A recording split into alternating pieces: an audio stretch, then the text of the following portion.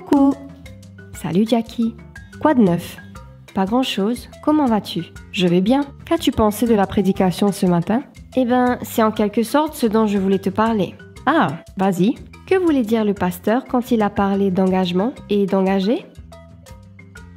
Eh bien, les engagés sont ceux qui ont promis de faire confiance au Seigneur en lui rendant un pourcentage de leurs revenus comme offrande, en plus de la dîme. Mais la dîme n'est-elle pas suffisante? Pas vraiment. Selon Malachie 3, les versets 8 à 10, toutes deux sont requises de la part de Dieu. Et lui priver de l'une d'elles serait malhonnête. Ok, mais quelles sont les différences entre elles? La dîme a un pourcentage spécifique stipulé par Dieu, 10%. Par contre, il laisse à chacun d'entre nous le soin de décider du pourcentage à donner comme engagement. Je vois. Une autre différence est que, tandis que la dîme doit être utilisée exclusivement pour soutenir le ministère autorisé, les offrandes devraient couvrir un éventail plus large d'autres nécessités importantes pour la diffusion de l'Évangile dans le monde. Compris. Mais pourquoi cette question? Étais-tu un peu intrigué? Non, je sens que Dieu m'appelle à faire un acte de foi pour devenir une engagée. Je pense que cela m'aidera à être plus cohérente, à faire des offrandes aussi régulières que les bénédictions de Dieu, et non selon mon cœur, ou selon ma compassion, ou selon des projets ou des demandes spéciales, mais à chaque fois qu'il bénit. Je pense que tu es sur la bonne voie. Je dois y aller, mais merci pour ton explication. Je t'en prie. Au revoir. Au revoir. Quand tu t'engages, tu honores le Seigneur en lui offrant une part de tes revenus. Donne-lui le meilleur de tes récoltes. Alors tes greniers seront remplis de blé et tes tonneaux déborderont de vin. Que la parole de Dieu s'accomplisse dans votre vie alors que vous la suivez. Mettons nos désirs en dernier et Dieu en premier.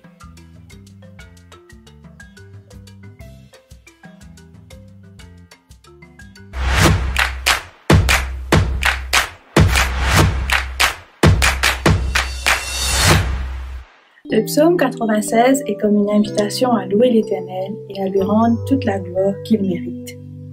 Chantez à l'Éternel un cantique nouveau. Chantez à l'Éternel, vous tous habitants de la terre. Chantez à l'Éternel, bénissez son nom. Annoncez de jour en jour son salut. Racontez parmi les nations sa gloire, parmi tous les peuples ses merveilles, car l'Éternel est grand et très digne de louange. Famille des peuples, rendez à l'Éternel, gloire et honneur. Prenons ensemble de tout notre cœur ce chant, gloire à l'agneau, car il est glorieux et digne de régner.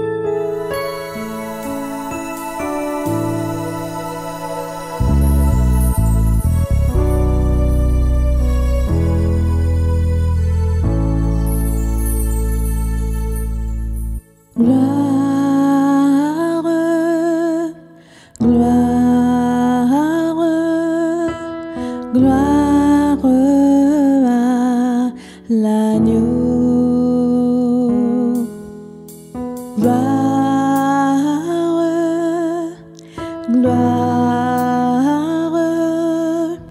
Gloire à l'agneau, car il est glorieux et digne de régner. L'agneau est souverain. Nous élevons nos voix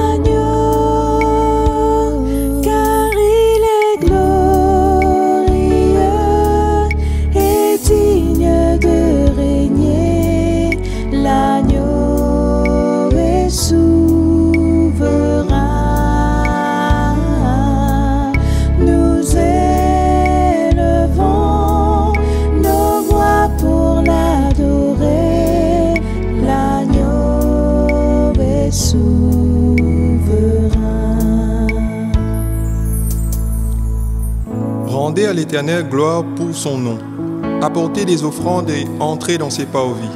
Prosternez-vous devant l'Éternel avec des ornements sacrés. Tremblez devant lui, vous tous habitants de la terre. Dites parmi les nations, l'Éternel règne. Aussi le monde est ferme, il ne chancelle pas. L'Éternel juge les peuples avec droiture. Que les cieux se réjouissent et que la terre soit dans l'allégresse. Que la mer retentisse avec tout ce qu'elle contient. Amen. Car il est glorieux et digne de régner, l'agneau est souverain.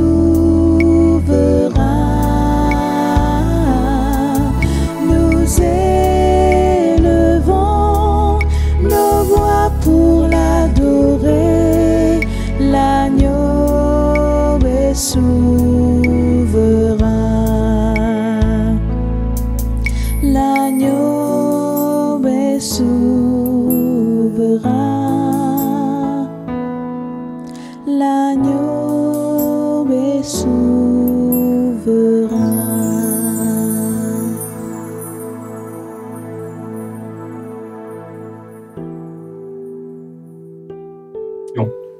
Notre bon et tendre Père Céleste, nous venons à tes pieds en cet instant parce que nous reconnaissons l'immensité de ta grandeur et nous voulons te louer et t'adorer parce que tu es le Dieu créateur et c'est toi qui contrôles toutes choses ici-bas, de même que dans le ciel. Nous voulons aussi, Père éternel, te demander pardon pour toutes les fois où nous avons péché contre toi et contre nos frères et sœurs durant cette semaine écoulée. Et en ce sabbat, grand Dieu, nous voulons passer un moment avec toi, à te louer, à chanter et pour élever ton saint nom. C'est pour cela que nous te demandons de prendre la place nécessaire, la place qui t'est due en nous et que tout ce que nous faisons en ce moment puisse être uniquement pour ton honneur et pour ta gloire et que tous ces chants et ce moment de prière, de même que les psaumes, puissent être agréables et que cela, encore une fois, puisse te glorifier. Reste avec nous durant ces moments, grand Dieu, nous te prions, au nom de Jésus, notre unique Sauveur. Amen.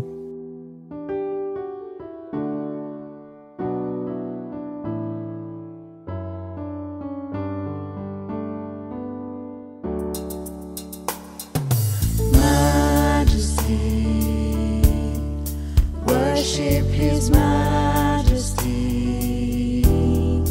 Unto Jesus be all glory, honor, and praise. Majesty, kingdom, authority, flow from His throne unto His own. His anthem raise. So exalt, lift up on high the name of Jesus. Magnify, come glorify Christ Jesus the King. So exalt, lift up on high the name of Jesus. Magnify, come glorify Christ Jesus the King. Majesty, worship His Majesty. Unto Jesus be all glory, honor, and praise. Majesty, kingdom, authority, flow from His throne unto His own. His anthem raise.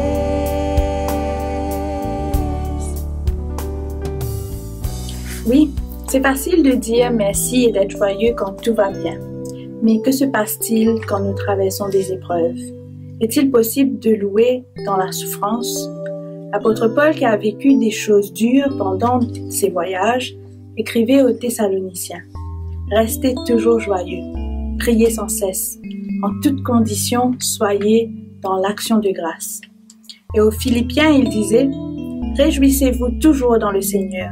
Ne vous inquiétez de rien, mais en toute chose, faites connaître vos besoins à Dieu par des prières et des supplications avec des actions de grâce. Eh bien, nous voilà arrivés à la prière de demande, en tout besoin. Nous sommes invités par Dieu lui-même à présenter nos besoins dans l'action de grâce. Je vous invite à passer un moment dans la prière personnelle. Placez vos requêtes, vos soucis, vos maladies, vos défis, vos fardeaux aux pieds de Jésus. Prions.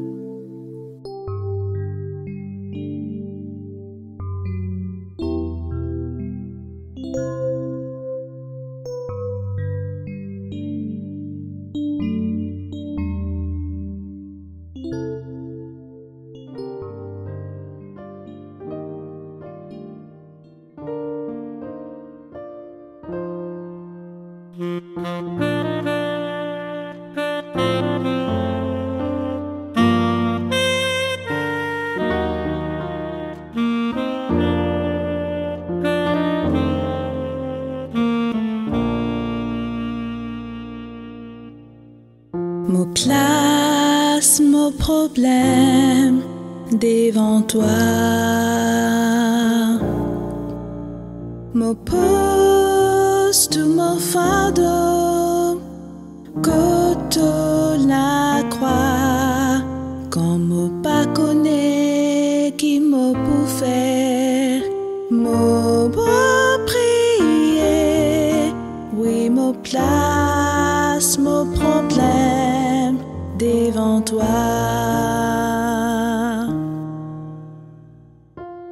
Seigneur Jésus, Papa céleste, Papa d'amour, je souhaite joindre ma prière à toutes celles qui montent vers toi en cet instant même pour te remercier, car je sais que tu nous exauceras au-delà de nos demandes selon ta sainte volonté.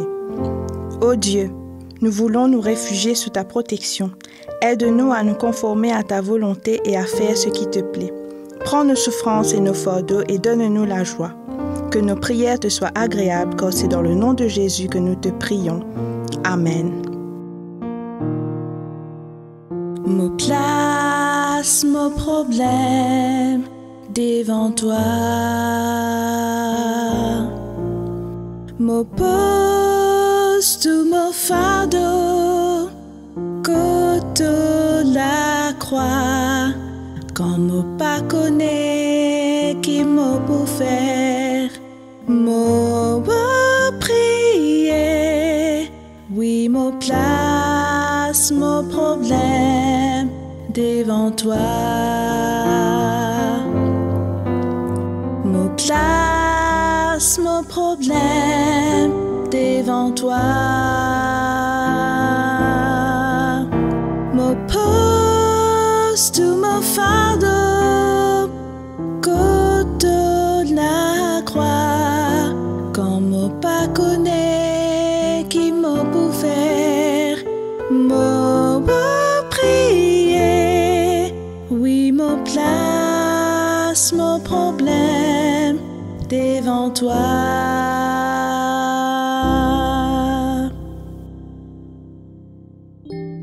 Avant de mourir, Jésus avait promis à ses disciples qu'il serait avec eux pour toujours, proche d'eux, d'une autre manière. Mais depuis Pâques, malgré la résurrection de Jésus, les apôtres ont eu peur et se sont cachés.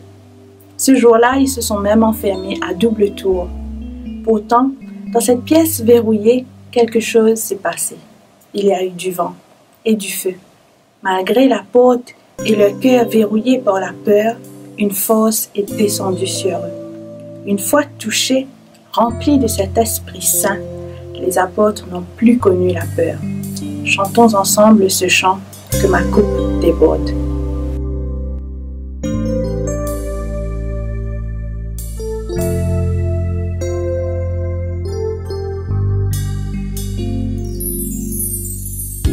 Seigneur, me voici, assoiffé de ta présence. Père, entends mon cri.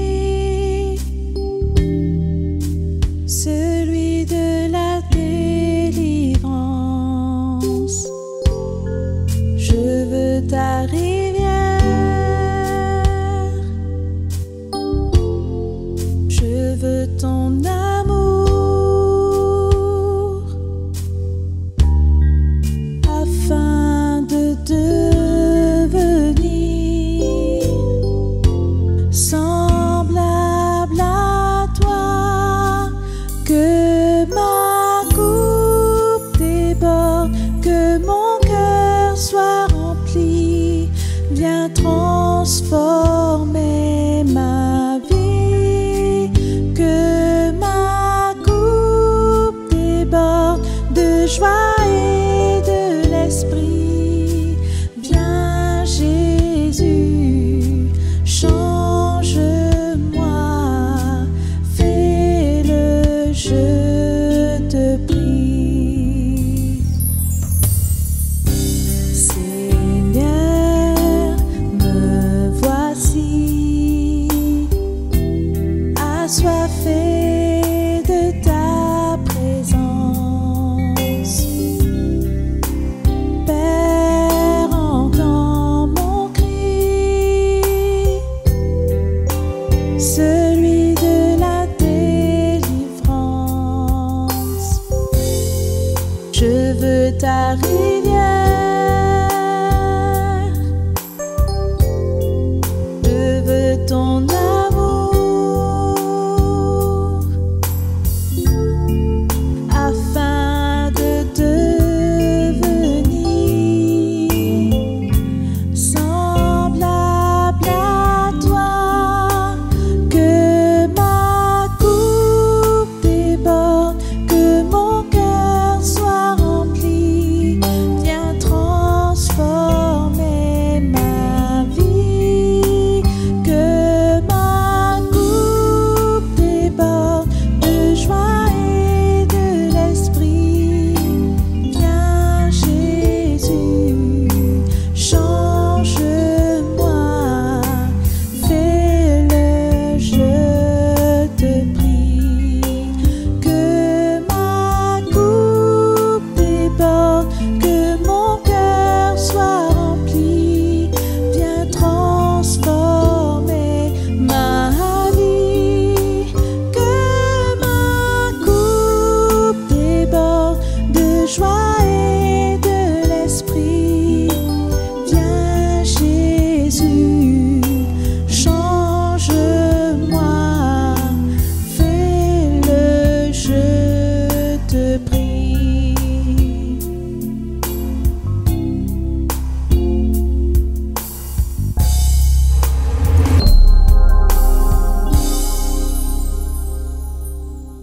Chers amis, après ces moments de louange, nous passons maintenant à la méditation de la parole. Et nous bien croire que ce moment-là est aussi bénéfique pour chacun de nous. Donc c'est avec beaucoup de plaisir, avec beaucoup de joie, que nous retrouvons ce matin. Et pour introduire la méditation, je vous invite à suivre dans l'épître de Paul aux Corinthiens, la première épître de Paul aux Corinthiens, chapitre 13, et je vais lire le verset 13, qui dit ceci: Maintenant, donc ces trois choses demeurent, la foi, l'espérance, l'amour. Mais la plus grande de ces choses, c'est l'amour. Peut-être nous allons poser la question, qui manière la foi et l'espérance les amoindrit par rapport à l'amour? Qui manière l'amour capable plus grand que la foi et l'espérance? Laisse-nous essayer d'analyser d'abord la foi. Quand nous étudions les Saintes Écritures, nous découvrons qu'à travers la foi, les hommes de la Bible accomplirent des choses remarquables, spectaculaires. C'est ainsi que les murailles de Jéricho sont tombées par la foi du peuple. C'est ainsi que Dieu est capable d'ouvrir la mer Rouge pour permettre le peuple d'Israël de traverser. C'est ainsi qu'un prophète comme Élie est capable de faire du feu descendre du ciel pour consumer l'Holocauste. Donc la foi, il réalise des choses incroyables. Mais pourtant, l'apôtre Paul dit qu'il a l'amour plus fort, plus grand que la foi. Quelle définition nous sommes capables de donner de la foi? D'abord, l'apôtre Paul lui-même répond, il dit concernant ce dont il dit la foi vient de ce qu'on entend, et ce qu'on entend vient de la parole de Dieu. Donc, quand nous lisons les Saintes Écritures, Dieu, permette-nous, possède la foi, et nous la foi grandit de jour en jour, des fois au sein des épreuves, et c'est un don du ciel. Et comme définition, on a une des belles définitions de la Bible dans l'épître de Paul aux Hébreux, au chapitre 11, quand il dit ceci: la foi est une ferme assurance des choses qu'on espère et une démonstration de celles qu'on ne voit pas. Dans cette définition, nous trouvons que dans la foi, il y a l'assurance, il y a l'espérance, et il y a aussi le mot démonstration. Et quand nous parlons de la foi et de l'espérance, nous trouvons qu'ils sont liés ensemble. C'est-à-dire, quand il perdit la foi, en même temps, il perdit l'espérance. Quand il dit désespéré, en même temps, il perdit la foi. Donc, ils sont étroitement liés, la foi et l'espérance. Cependant, trop souvent, quand nous parlons de la foi, nous comparons la foi, nous sommes capables de comparer la foi à une simple croyance. Mais la foi, il est plus qu'une croyance, parce que la Bible dit à nous, le diable aussi croit en Dieu. Mais ça, pas apporte-lui grand-chose. Parce que dans la foi, c'est vrai qu'il y commence à travers les Saintes Écritures. Il est capable d'avoir une croyance au point de vue intellectuel au départ, mais il est besoin aussi accompagné d'une démonstration, d'action. C'est pour cela, Jacques peut dire, la foi sans les œuvres est une foi morte. Laisse-moi illustrer ça à travers un petit exemple du temps passé. C'est un grand funambule, un acrobate. Un jour, les filles rédit un câble sur les chutes du Niagara aux États-Unis. Et là, les filles invitent, bien sûr, les gens du monde entier, les journalistes et autres, et ils démontraient ce talent de funambule.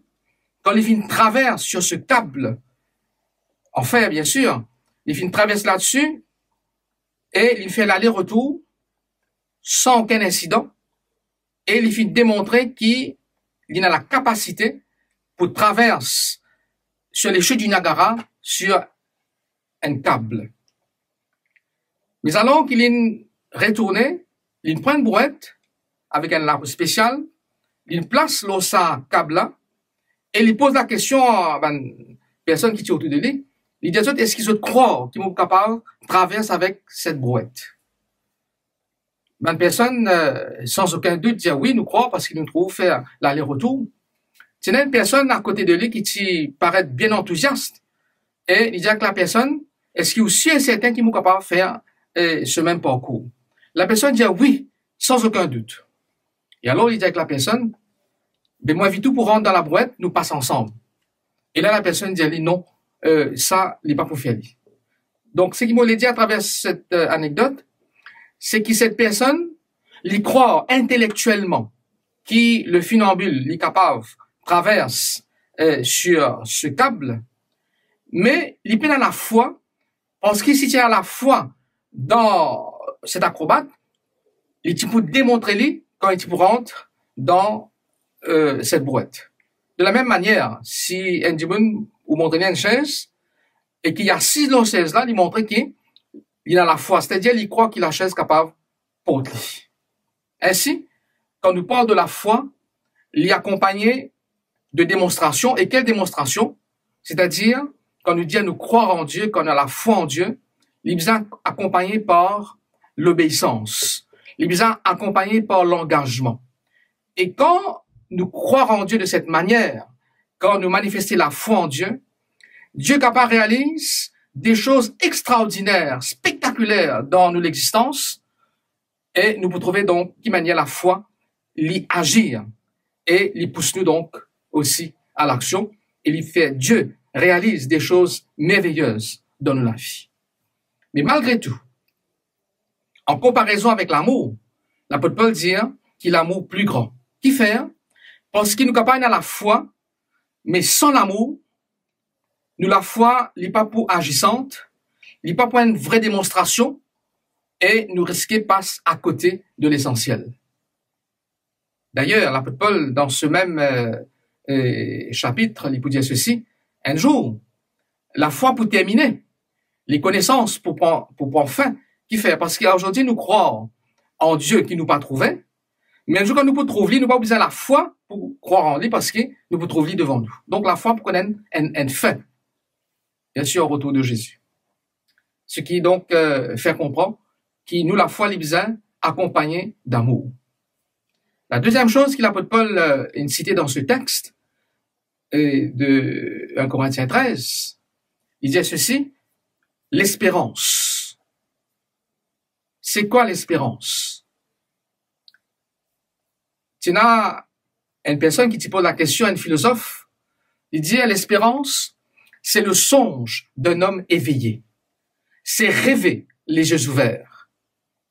Et puis, il y a aussi l'historien qui raconte qui le grand Alexandre le Grand, qui réalise la conquête du monde, alors qu'il est encore jeune. Ce papa, donc Philippe de Macédoine, dit Alexandre, la Grèce, il est trop petit pour toi. Tu as besoin à la conquête du monde. Et écoutant donc ce papa, il peut prendre ce cheval qui s'appelle Bucéphale, avec ce l'armée, donc il peut faire la conquête du monde. Mais à l'âge de 34 ans, quand il finit le maître du monde, c'est-à-dire sous l'Empire, étant depuis la Grèce, l'Europe jusqu'en Inde, une personne pose la question, elle dit, mais Alexandre, tu deviens maintenant le maître du monde. Que te reste-t-il? Alexandre peut dire, il me reste l'espérance. Malheureusement, à l'âge de 34 ans, de par son manque de maîtrise de soi, donc il était un homme intempérant, Alexandre Poumeau, assez jeune, donc 34 ans. Quand on parle de l'espérance ici, qui l'apôtre Paul cité dans les Saintes Écritures, ce n'est pas n'importe quelle espérance. Parce qu'aujourd'hui, il n'y a pas de personne capable de mettre de l'espérance ou de l'espoir dans l'argent, dans les richesses d'en bas. Et puis un jour, quand je te mors, j'ai besoin qu'il y ait tout pour les héritiers. Il y a des personnes qui mettent toute l'espérance dans certaines parties, et dans le pouvoir. Mais ça aussi, l'éphémère, les passagers, les pas durables. Mais ici, l'apôtre Paul parle, ce qui la Bible appelle la bienheureuse espérance. Ça veut dire c'est l'espérance qui est au-delà de toute espérance. Et ça, l'espérance-là, elle est basée sur la personne du Christ, qui fait la promesse, avant qu'il quitte la terre, il disait un jour, il pourrait tourner, et il pourrait venir chez nous, il pourrait prendre nous avec lui, et nous capables de vivre éternellement avec lui. On appelle ça donc la bienheureuse espérance. En anglais, il dit ça, the blessed hope. Et je connais, ça, l'espérance-là, il illumine la vie des chrétiens de tous les temps, jusqu'à aujourd'hui. C'est ainsi que dans les premiers siècles, il y a un chrétien qui fit le mot martyr. D'ailleurs, le mot martyr, il est sorti du grec, qui signifie aussi témoin. Ses disciples, ses premiers chrétiens, ils ont accepté la mort parce que l'espérance qu'ils obtiennent, la bienheureuse espérance, il y a au-delà de la mort. Parce qu'ils ont cette ferme assurance par la foi et l'espérance qui, quand le Seigneur pourrait tourner, de même comme à lui-même, il finit ressuscité, il est capable d'apporter la résurrection à tous ceux qui finissent croire dans lui. Et ils sont capables de vivre. Mon cas dit ceci, nous sommes capables de vivre éternellement. Parce qu'il nous aussi nous croire dans cette même espérance. Aussi grand que cette espérance, l'apôtre Paul peut dire, l'amour, il est plus grand, il dépasse encore une fois l'espérance. Alors, quel est ce genre d'amour dont l'apôtre Paul explique-nous? Quand nous parlons de l'amour aujourd'hui, très souvent, l'amour est banalisé. Par exemple, un monde peut dire, j'aime ma femme, ou bien il peut dire, j'aime ma voiture, j'aime mon chien, ainsi de suite. Et trop souvent, c'est le même mot, le même verbe, qui est utilisé dans différentes directions. À tel point qu'il est capable de perdre ce l'effet. Heureusement que quand nous regardons dans le grec, il a un terme, en parlant de l'amour, pour différencier l'un de l'autre. Le type d'amour pour une personne et le type d'amour pour d'autres relations. C'est ainsi que quand nous parlons de l'amour familial, il y a un mot qui appelle le mot storge, qui parle de l'amour familial. Quand nous parlons de l'amitié, on appelle ça l'amour philos. Et quand nous parlons de l'amour d'un homme pour une femme, nous parlons ça de l'amour éros, ce qui donne le mot érotique. Mais cependant ici, dans 1 Corinthiens 13, l'apôtre Paul parle de l'amour à son apogée. On appelle ça l'amour agapé, l'amour de Dieu pour l'humanité. Et ça, ce type d'amour, il dépasse peut-être de l'intelligence. Nous vous prendre l'éternité pour qu'on va prendre cet amour réel et profond de Dieu. Un amour qui est tellement fort, qui Dieu finit accepter, livrer son Fils à la mort pour sauver nous de la perdition.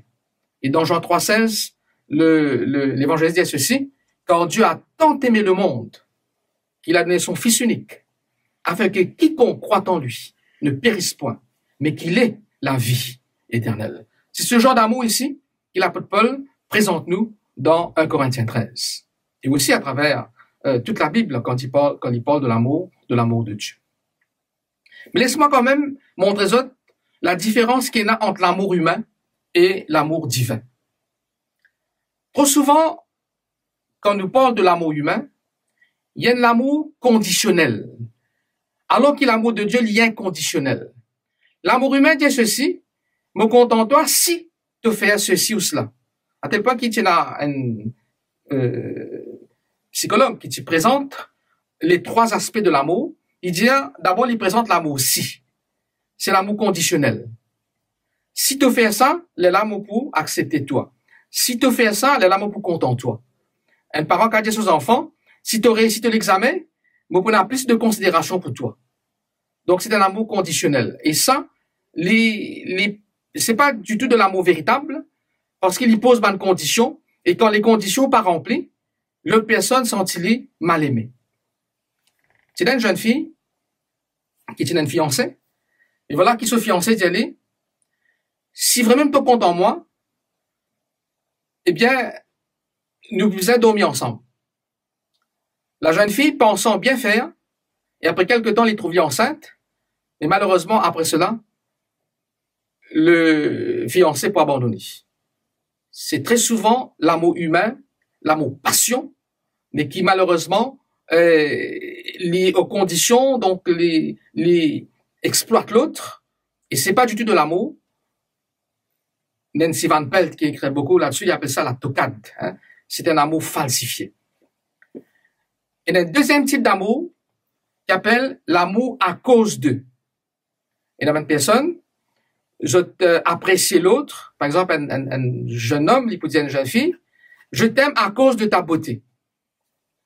Ou sinon, une jeune fille, il est capable, content un garçon, à cause de sa performance sportive ou autre.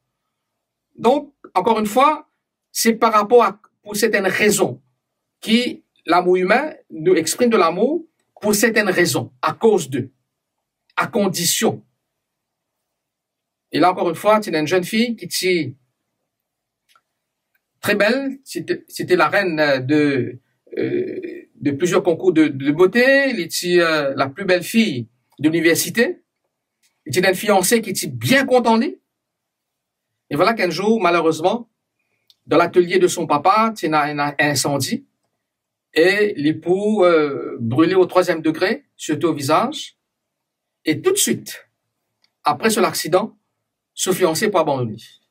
Parce qu'il a raison d'être de cet amour, c'était la beauté de cette fille, mais du jour au lendemain, quand il perd sa beauté, donc le jeune homme, il n'est plus intéressé avec la jeune fille. Ça, c'est l'amour humain.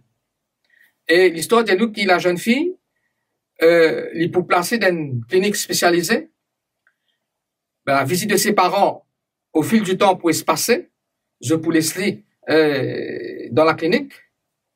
Et le médecin peut dire que la jeune fille peut mourir, non pas à cause de la brûlure, mais il peut mourir par rapport à cause de l'indifférence de ses parents et de toute autre personne qui auparavant a apprécié à cause de sa beauté, mais quand les filles de dit ça, donc il n'est plus et n'a la raison d'être de vivre, parce que personne n'est plus apprécié. Encore une fois, ça c'est l'amour humain. Et trop souvent, nous sommes capables de se piéger dans ce genre d'amour. Par contre, l'amour de Dieu, dont la Bible révèle nous, on appelle ça l'amour malgré tout. Dieu compte en nous, pas parce qu'il nous servit, pas parce qu'il nous obéit, mais Dieu compte en nous parce qu'il y compte en nous, tout court. C'est ça l'amour agapé. Encore une fois, et permettez-moi d'illustrer ça à travers une jeune dame qui était bien fait l'opération, qui était bien appréciée par son mari et ses enfants. Mais voilà qui, un jour, l'utilisant enlève une tumeur au visage.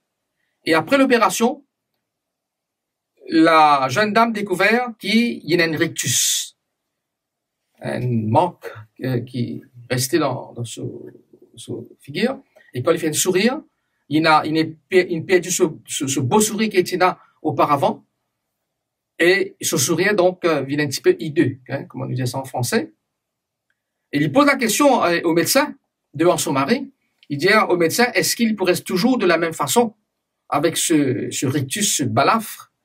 Le médecin peut dire, malheureusement, oui, parce que quand je fais l'opération, je fais une section en dentaire, donc principale. Donc, jamais le capable retrouve ce beau sourire. Et devant l'explication du médecin, la jeune femme éprouve un questionnement vis-à-vis de son mari. Et quand il guette son mari, il pensait en lui-même qu'il peut-être son mari n'est plus content lui. Et alors, l'homme glissait donc sur la joue, tombe délicatement sur l'oreiller. Et le mari, comprenant tout de suite la situation, il prend sa femme dans les bras. Il dit, Elika, chérie, je t'aime avec ton nouveau sourire. Pour montrer nous que Dieu compte en nous avec nos sourires tordus, malgré tout, malgré ce qui nous était, Dieu compte en nous.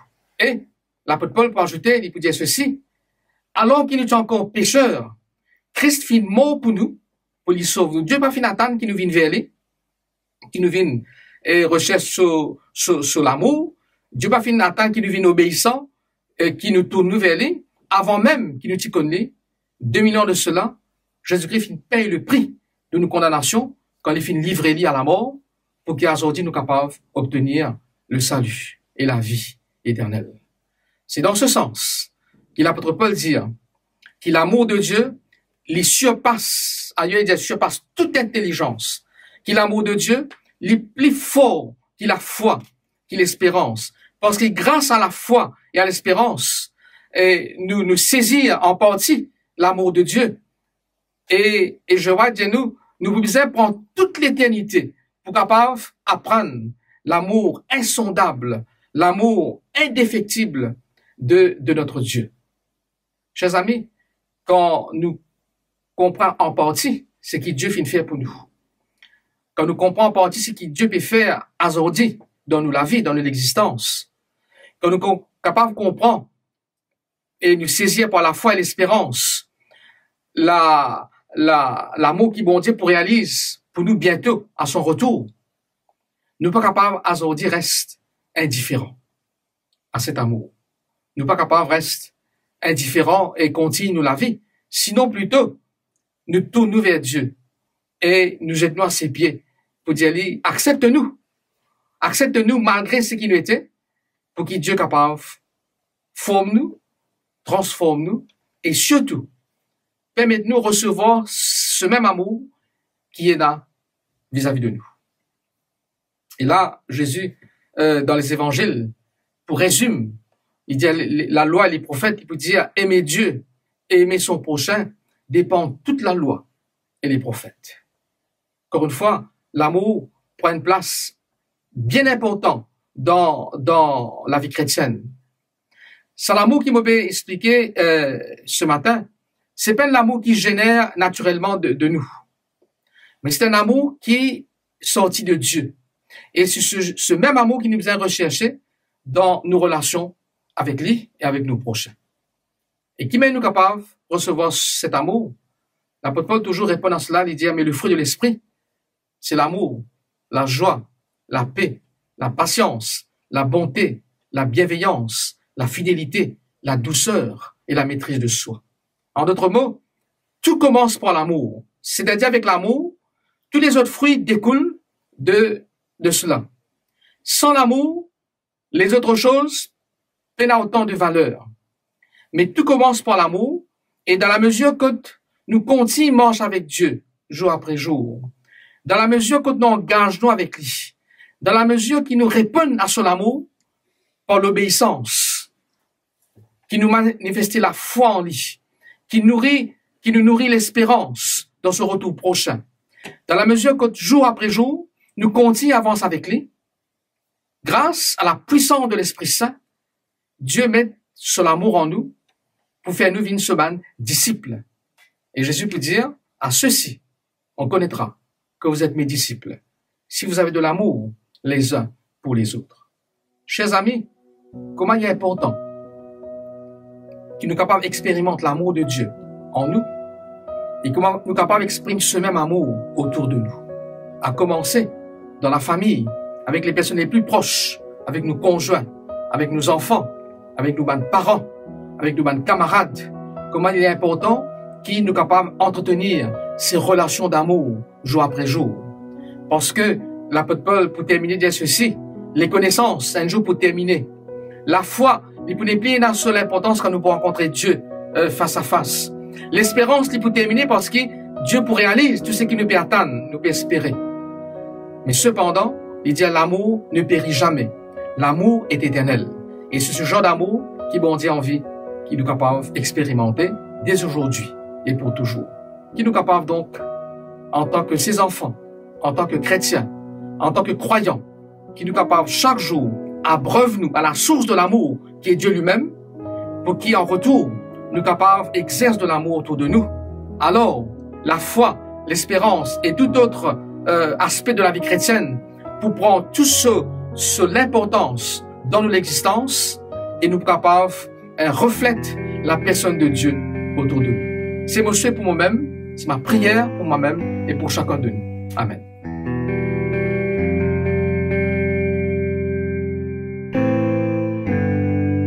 Dieu souverain,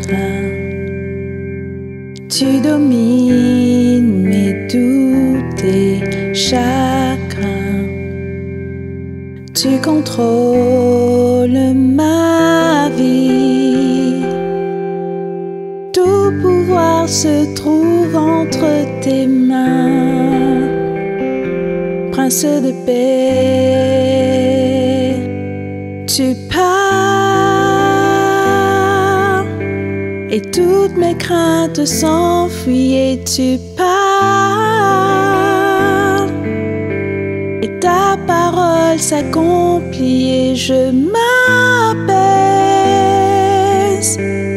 quand tes mots résonnent au fond de moi, Prince de paix, Roi de mon cœur. Tu effaces mes peines et rancœurs. Désormais je revis. Tu m'as tracé un nouveau chemin, Prince de paix, tu pars, et toutes mes craintes s'enfuient, oui tu pars, et ta parole s'accomplit et je m'apaise quand tes mots résonnent au fond de moi, Prince de paix.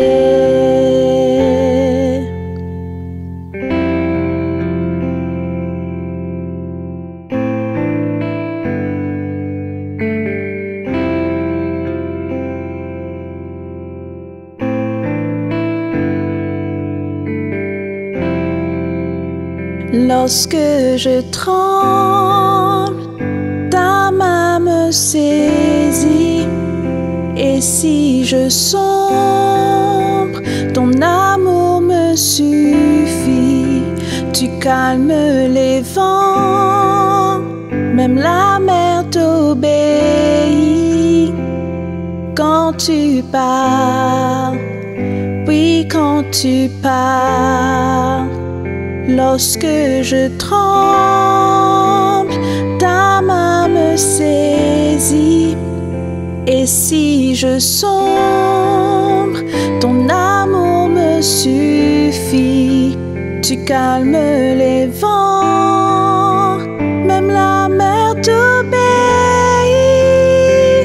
Quand tu parles, oui quand tu parles,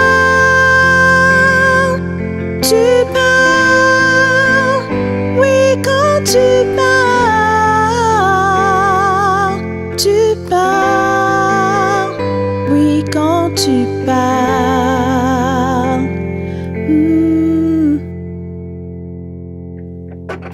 Nous invitons donc pour terminer qu'il nous passe un moment à la prière. Notre Père Céleste, notre Dieu, nous voulons te remercier encore ce matin pour l'immensité de ton amour à notre égard. Cet amour qui t'a poussé à livrer le Christ à la mort pour nous sauver de la perdition.